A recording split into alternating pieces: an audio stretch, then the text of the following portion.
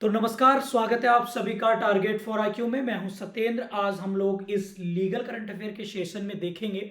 अभी supreme court ने हाल ही में रिसेंटली जजमेंट दिया है, आप लोगों ने देखा होगा, बिल्किस बानो और वर्सेस ऑफ गुजरात राज्य और गुजरात सरकार के जो अगेंस्ट था, जिसमें बिल्किस बानो जो गोधरा कांड जो 2002 में हुए थे गुजरात में, उनके उसी समय पर वहां पर कुछ दंगे हुए और उन दंगों में बिल्किस बानो के साथ गैंगरेप हुआ और उसमें 11 व्यक्ति जो हैं वो दोषी पाए गए। साथ ही साथ बिल्किस बानो के परिवार के 7 लोगों को जो है उनका मर्डर कर दिया गया था। तो अभी ये काफी चर्चाओं में है क्योंकि गुजरात सरकार ने जो 11 दोषी व्यक्ति थे उनकी सजा को माफ करते हुए उन्हें रिहाई कर दी थी और फिर इसी के against Bilkis Bano supreme court गई और फिर सुप्रीम कोर्ट ने अब उन्हें 15 दिन के अंदर अंदर फिर से सरेंडर करने के जो हैं वो ऑर्डर दिए हैं। तो हम इस लेक्चर में जानेंगे कि ये चर्चाओं में क्यों है और यदि किसी व्यक्ति को जेल से छूटने की क्या क्या ग्राउंड होनी चाहिए, सीआरपीसी में कौन सा सेक्शन है, क्या क्या पावर होती है, और साथ में बिल्किस बानो केस के जो अभी सुप्रीम कोर्ट ने दिया है उस पर क्या क्या कीवर्ड्स हैं, क्या हेल्ड है, उस पर हम लोग चर्चा करेंगे। मेरा नाम सत्येंद्र है और आप लोग टारगेट फॉर आईक्यू देख रहे हैं। यदि वीडियो आप लोगों को पसंद आए तो आप जरूर लाइक और चैनल सब्सक्राइब कर लीजिएगा। यदि आपकी कोई राय, यदि किसी और टॉपिक पर आप लोग वीडियो चाहते हैं तो आप ज़रूर कमेंट बॉक्स में आप लोग जरूर लिखिएगा। तो चलिए हम लोग इस पर थोड़ा डिस्कस करेंगे और डिस्कस करने के साथ साथ हम लोग देखेंगे कि क्या केस था ये और किस तरीके से इस केस में जो है वो कहा गया था। तो फटाफट से हम लोग देखेंगे बिल्किस बानो केस को। काफ़ी इंपॉर्टेंट है एग्जाम के पॉइंट ऑफ व्यू से भी, और ये चर्चाओं में, ये अगर हम चर्चा की बात करें तो चर्चाओं में क्यों रहा, तो चर्चाओं में था सुप्रीम कोर्ट ने जो रिजेक्ट कर दिए। क्या रिजेक्ट कर दिया है सुप्रीम कोर्ट ने? जो गुजरात गवर्नमेंट का डिसीजन था उसको क्या कर दिया, रिजेक्ट कर दिया और रिड्यूस जो सेंटेंस, उनकी जो सेंटेंस जो सजा थी उन्होंने माफ कर दिया था। 11 जो इंडिविजुअल्स पर्सन थे उनकी, उनको जो है विद इन 15 डेज जो है कहां पर जेल में सरेंडर करने के लिए 2 वीक्स के अंदर अंदर जो है सरेंडर करने के लिए जेल अथॉरिटी के सामने उन्हें बुलाने का आदेश दिया है सुप्रीम कोर्ट ने। ठीक है, तो हम लोग बैकग्राउंड जानेंगे। केस की बैकग्राउंड क्या थी कि गोधरा कांड हुआ था 2000, दंगे हुए थे, गोधरा रॉयट्स हुए थे और अगर 2002 में, और यहाँ पर जो है बिल्किस बानो के साथ इनकी फैमिली के साथ असोल्ट के साथ साथ जो है गैंगरेप जैसी घटना इनके साथ, गैंगरेप जो है वो ब्रूटल गैंगरेप इनके साथ हुआ था और साथ में इनकी फैमिली के 7 सदस्यों को भी मार दिया गया था। ठीक है, फिर इसमें केस में ह्यूमन राइट कमीशन एनएचआरसी ने खुद संज्ञान लिया और साथ में सुप्रीम कोर्ट ने भी इस पर एक्शन लिया और ये केस जो है सीबीआई को जो है वो चला गया था बाद में।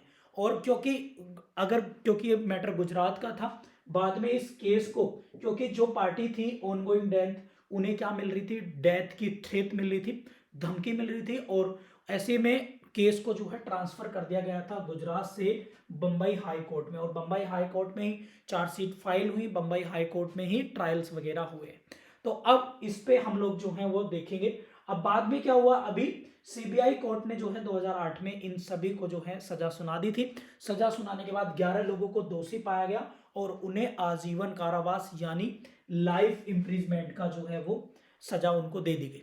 इसके बाद अब क्या हुआ था कि कुछ अभी 2022 में अगर आप देखें तो बिल्किस बानो के जो हैं एक, बिल्किस बानो के जो अपराधी व्यक्ति हैं, दोषी व्यक्ति हैं, उन्होंने फिर सुप्रीम कोर्ट के सामने ये गुजरात सरकार के सामने अर्जी डाली कि हमें जो है भाई रिहा कर दिया जाए। तो गुजरात सरकार ने उनकी बात मान के फिर इन लोगों को जो है गवर्नमेंट ने जो है वो छोड़ दिया था। ठीक है, कौन सी पॉलिसी के तहत? Guideline the state of 1992 guidelines के तहत गुजरात सरकार ने उन्हें छोड़ दिया। ठीक है, तो अब हम लोग इस पे डिस्कस करेंगे कि ऐसी कौन कौन सी ग्राउंड है।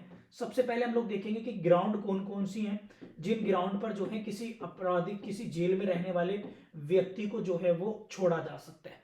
तो मेरे सामने अगर आप लोग देखेंगे तो एक केस है जिसमें सुप्रीम कोर्ट ने 5 बातें बताई हैं, काफी इंपॉर्टेंट है। केस का नाम है, आप लोग देखेंगे, Lakshman Naskar versus union of India, 2000 का केस है ये। इस केस में सुप्रीम कोर्ट ने जो है किसी व्यक्ति को अगर कंसीडर करना है रिमिशन के लिए तो क्या क्या बातों का ध्यान रखना पड़ेगा।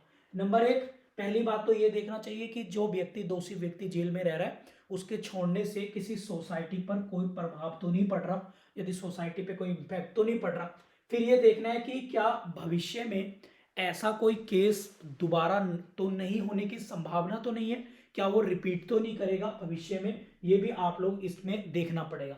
इसके साथ साथ क्या क्या वो व्यक्ति जो जेल में रह रहा है, क्या वो अपने होशो हवास में है, कहीं उसका मेंटल स्टेटस ऐसा तो नहीं हो गया कि कहीं उसे पता ही तो नहीं कि मैं जेल में हूं या नहीं हूं, तो उसे जेल में रखने का फायदा ही क्या होगा। मान लीजिएगा वो अनसाउंड हो गया है, या फिर वो इस तरह का हो गया है कि उसे कुछ पता ही नहीं, ऐसी मेंटल स्टेटस में वो पहुंच गया है कि उसे कुछ नहीं पता कि क्या सही है क्या गलत, तो उसे जो जेल से रिहा कर सकते हैं मेडिकल ग्राउंड के आधार पर।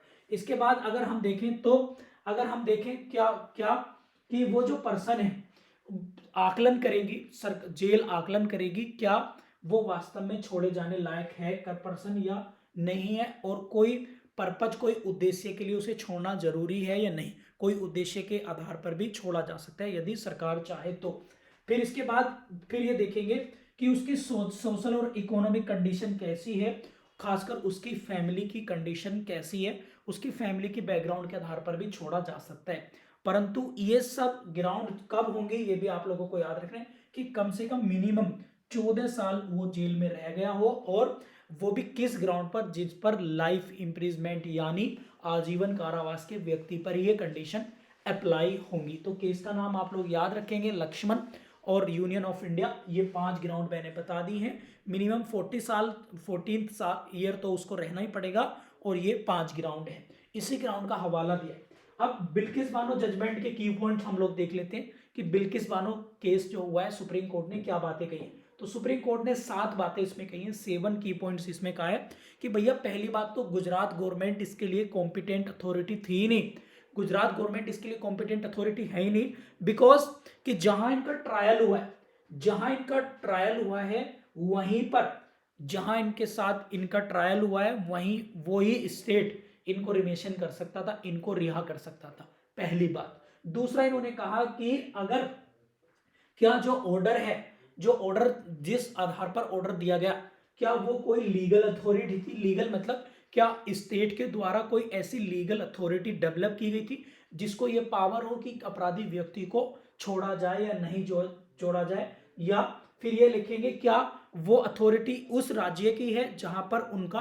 ट्रायल हुआ है नहीं हुआ। तो बिकॉज ट्रायल महाराष्ट्र में हुआ था तो गुजरात की अथॉरिटी भी लीगल अथॉरिटी नहीं आएगी, ठीक है।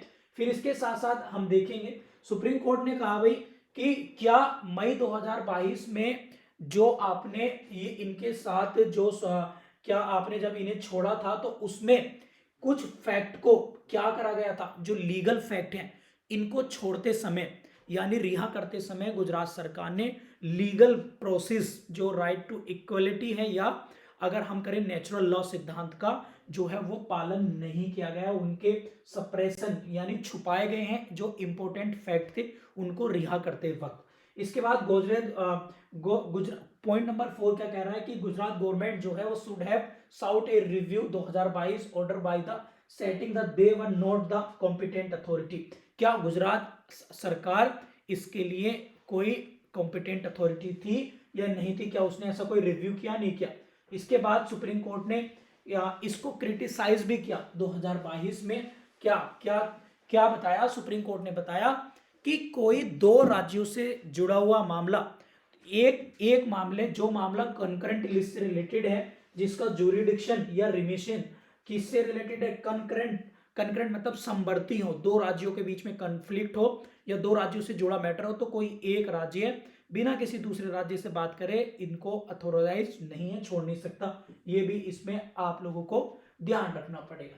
नंबर 6 इसमें कहा दिया कि भाई क्या क्या अगर जब इन व्यक्ति को छोड़ा गया था तो क्या पॉलिसी ऐसे नियम और कानूनों को अपराध की गंभीरता को चेक किया गया या नहीं किया गया, ये भी आप लोगों को ध्यान में रखना पड़ेगा। क्या ऐसे कोई पॉलिसी है, अपराध को चेक करने की पॉलिसी है गुजरात सरकार के पास या नहीं, ये भी आप लोगों को बात रखें, ठीक है। तो और इसके साथ इसमें कह दिया कि इसमें upholding the rule of law crucial and regardless, यानी पूरी तरीके से नियम और कानूनों का कोई पालन इसमें नहीं दिखाई दे रहा है। तो सुप्रीम कोर्ट ने बिल्किस बानो केस का जो अभी जजमेंट आया ये 7 की पॉइंट्स जो उसमें बताए हैं, और किसी व्यक्ति को अगर छोड़ा जाएगा तो 5 की पॉइंट्स ये हैं, सुप्रीम कोर्ट ने Lakshman Naskar versus union of India के केस में ये बताया था। और अगर statutory power of the remission अगर हम देखेंगे तो सीआरपीसी के 1973 की सीआरपीसी अगर हम देखेंगे तो हम सेक्शन 432 और सेक्शन 433 को जो है दोनों को एक साथ पढ़ते हैं तो हमें जो है इसके बारे में जानकारी मिलती है। ठीक है, तो ये आप सीआरपीसी में देख लेंगे, इसके साथ हम लोग पढ़ेंगे। ठीक है, और बाकी हम लोग अगर हम पार्डन पावर की देखें तो अगर हम देखेंगे तो एज ए प्रेसिडेंट को पावर है पार्डन पावर 72 आर्टिकल में, और गवर्नर को पावर है आर्टिकल 161 में अगर हम किसी स्टेट के मामले में देखती हैं। तो ये क्योंकि इनमें गवर्नर का इन्वॉल्वमेंट तो था ही नहीं, तो इसलिए ये काफी इंपॉर्टेंट चीजें जो हैं आर्टिकल 72 और आर्टिकल 161 भी हम लोगों ने ये कॉन्स्टिट्यूशनल प्रोविजन भी इसमें देख लिया। तो ये था प्यारे बच्चों पूरी तरीके से बिल्किस बानो केस का as a legal point of view से मैंने इसका काफी अच्छे तरीके से आप लोगों को बता दिया है। होप करता हूं कि आपको आसानी से समझ में आ गया होगा। इस तरह के लीगल इश्यूज और करंट अफेयर के मुद्दे आप लोगों को मिलते रहेंगे। Thank you.